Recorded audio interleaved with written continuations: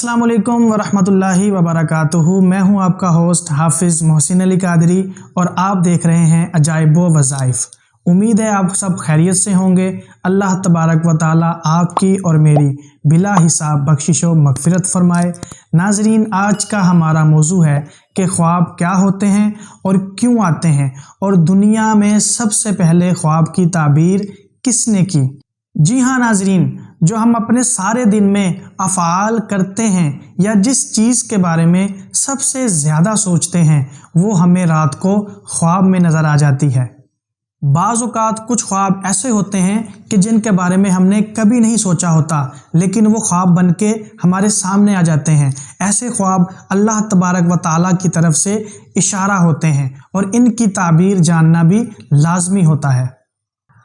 اب بات کرتے ہیں کہ خواب کی تعبیر دنیا میں سب سے پہلے کس نے کی اور وہ کون تھے؟ جی ہاں ناظرین، وہ ایک بہت ہی مشہور نبی علیہ السلام حضرت یوسف علیہ السلام تھے، جن کے بارے میں آتا ہے کہ مصر کے بادشاہ ہوئے اور وہ اتنے خوبصورت تھے کہ مصر کی عورتوں نے انہیں دیکھ کر اپنی انگلیاں کاٹ لی تھیں اور انہیں پتہ بھی نہیں چلا تھا۔ ان کو اللہ تبارک و تعالیٰ نے سب سے پہلے خواب کی تعبیر کا علم عطا فرمایا تھا۔ چنانچہ ارشاد باری تعالیٰ ہے وَكَذَلِكَ يَجْتَبِيكَ رَبُّكَ وَيُعَلِّمُكَ مِن تَأْوِيلِ الْأَحَادِيثِ۔ ترجمہ: اے یوسف، اسی طرح تیرا رب تجھے برگزیدہ بنا لے گا اور تجھے علم تعبیر خواب عطا فرمائے گا۔ اس آیت میں حضرت یوسف علیہ السلام سے علم تعبیر عطا فرمانے کا وعدہ کیا گیا، جو کہ پورا بھی کر دیا گیا۔ حضرت یوسف علیہ السلام اس کا خود اقرار کچھ یوں فرماتے ہیں، چنانچہ قرآن پاک کی آیت ہے رب قد آتیتنی من الملک وعلمتنی من تأویل الاحادیث۔ ترجمہ: اے میرے رب، تو نے مجھے سلطنت بھی عطا فرمائی ہے اور علم تعبیر بھی عطا فرمایا ہے۔ حضرت یوسف علیہ السلام علی نبی جینا و علیہ الصلاۃ والسلام سے علم تعبیر اس طرح مشہور ہوا کہ جن دنوں آپ زلیخا کی نفسانی خواہش پوری نہ کرنے کے باعث جیل میں قید کر دیے گئے تھے، ان دنوں ان کے ہمراہ دو ساتھی، دو رفیق اور ان کے ساتھ جیل میں قید کیے گئے تھے۔ دونوں کو جیل میں خواب دکھائی دیے، چنانچہ اس کا تذکرہ قرآن پاک میں ارشاد ہوا ہے، جس کا مفہوم یہ ہے حضرت یوسف علیہ السلام کے ہمراہ یاران جیل میں سے ایک نے کہا کہ میں نے خواب میں دیکھا ہے کہ میں شراب نچوڑ یعنی بنا رہا ہوں، اور دوسرے نے یہ کہا کہ مجھے خواب دکھائی دیا ہے کہ میں اپنے سر پر روٹیاں اٹھائے ہوئے ہوں اور پرندے ان روٹیوں کو کھائے جا رہے ہیں۔ اے یوسف، آپ ہمیں ان خوابوں کی تعبیر بتا دیجئے، کیونکہ آپ ہمیں نیکوکار معلوم ہوتے ہیں۔ چنانچہ حضرت یوسف علی نبی جینا و علیہ الصلاۃ والسلام نے ان دونوں رفیقوں کے خواب کی تعبیر کچھ یوں بیان فرمائی، جس کا تذکرہ قرآن پاک میں یوں ہے اے میرے جیل کے دونوں ساتھیوں، تم میں سے ایک تو اپنے آقا یعنی عزیز مصر کا ساقی شراب ہوگا اور دوسرے کو سولی پر چڑھایا جائے گا اور پرندے اس کا سر نوچ نوچ کر کھا جائیں گے۔ چنانچہ ایسا ہی ہوا، ایک جیل خانے سے رہا ہو کر عزیز مصر کا ساقی بن گیا اور دوسرے کو کسی جرم میں پھانسی ہو گئی۔ جس کو حضرت یوسف علیہ السلام نے یہ کہا تھا کہ عزیز مصر کا ساقی بن جائے گا، اس کو رہا ہوتے وقت آپ نے ارشاد فرمایا تھا کہ بھائی موقع پا کر میرا ذکر بادشاہ مصر کے سامنے کر دینا۔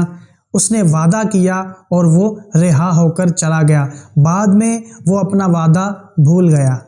اتفاقاً ایک مرتبہ عزیز مصر یعنی بادشاہ مصر کو ایک خواب دکھائی دیا، چنانچہ ارشاد باری تعالیٰ ہے اور شاہ مصر نے کہا مجھے خواب میں نظر آیا ہے کہ 7 موٹی گاؤں کو 7 دبلی پتلی گائیں کھا رہی ہیں اور 7 سبز اور باقی خشک بالیں ہیں۔